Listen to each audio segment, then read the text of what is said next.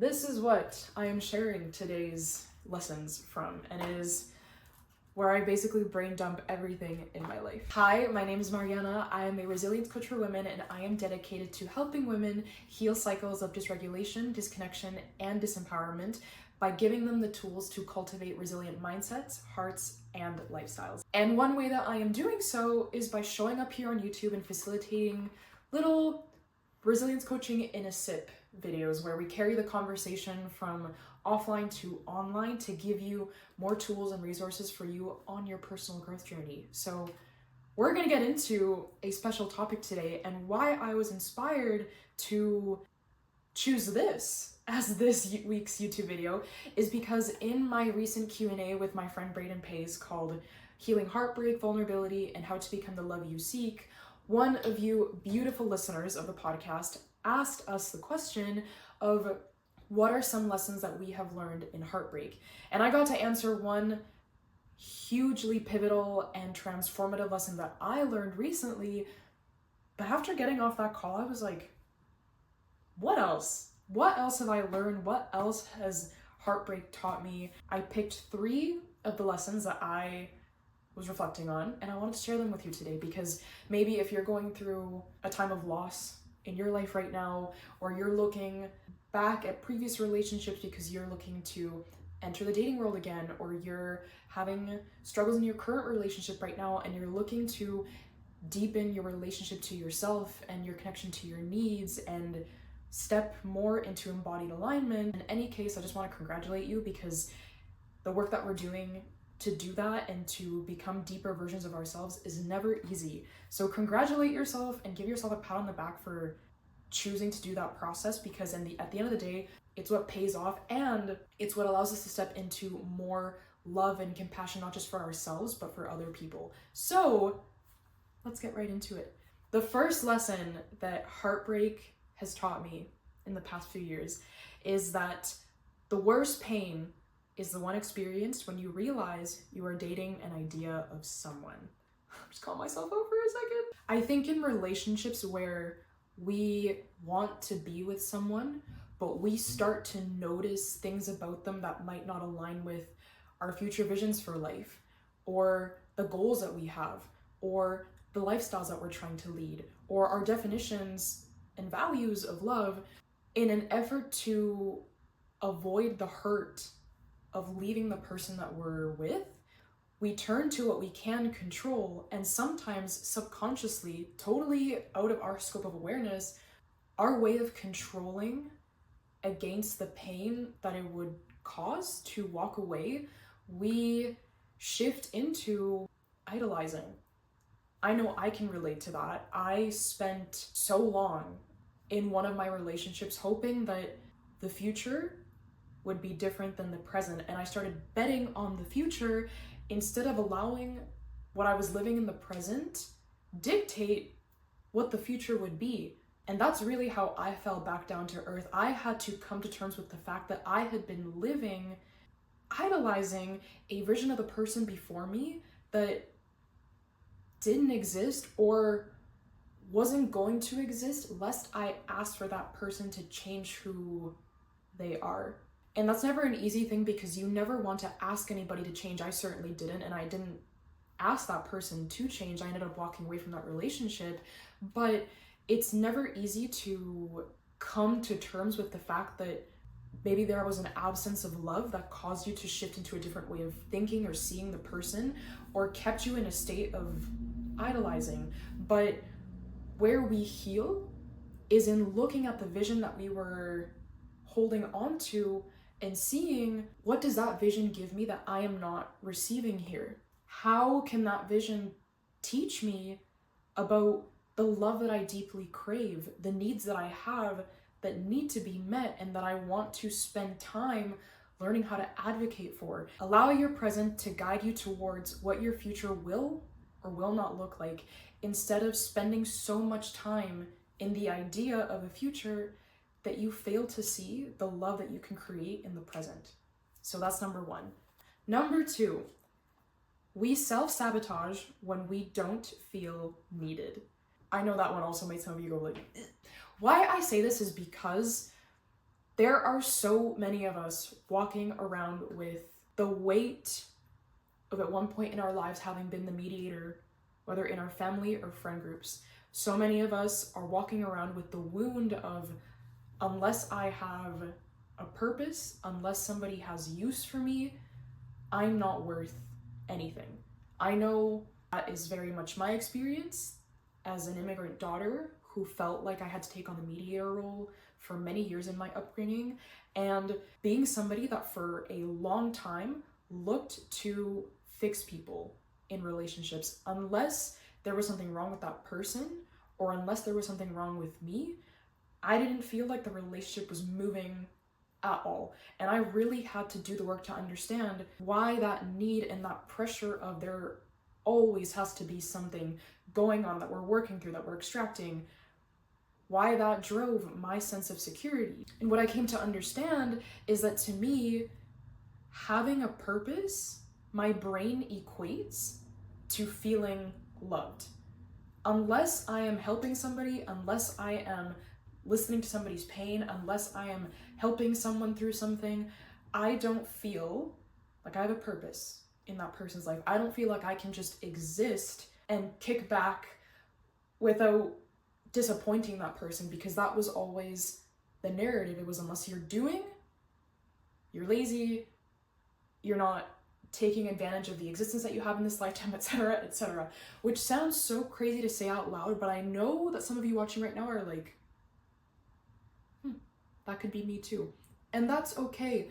Not only do we live in a society that promotes hustle and bustle and productivity over fun and productivity over presence, because so many of our caretakers grew up with that narrative as well, they innately and subconsciously place that upon us as children. So now in relationships, we seek control by fixing, because by fixing, we are in some way trying to secure an outcome in our mind of what safety looks like. So for example, say your partner comes home after a long day and they sit on the couch and they're like, ugh, what a day. And you're immediately jumping to, can I get you lemonade? Can I get you a beer? Can I get you some popcorn? What do you need? Do you need a foot massage?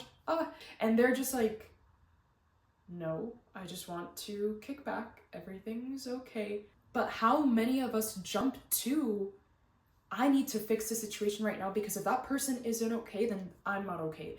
Fixing is our way of securing an outcome that leads us to feeling safe, because safety in the human brain comes from predictability of situations. So paying attention to what we have learned to associate with love. Do you feel like only if you have purpose you are loved? Do you feel like only if you have a purpose in somebody's life you are worthy of love? And how can we allow ourselves to just release and surrender and learn to enjoy each other's company and coexist without feeling like, unless that person expresses or shows that they need us, things don't work. Understand how the patterns that you elicit when you're not fixing somebody, or when you're not feeling like somebody needs you, what is that telling you about what you have learned to associate with love? And how can you step into a place of self-reverence, self-compassion, and kindness to yourself to just surrender to the moment and allow people to tell you how they need you to show up for them, instead of you deciding to seek some kind of control. So that was number 2. Number 3, even I was like, as I was writing it, so brace yourselves. What you didn't receive in relationships is often indicative of what you don't feel you deserve. Ouch. Wow. I know for me, and I often tell the story in my women's circles, I had for a long time, and it's a belief that I'm still healing and learning to communicate consciously in my current relationships, is that for a long time I didn't feel like I deserved to have my needs met. Whatever the need was, whether it was help moving out of my apartment to a kiss on the cheek.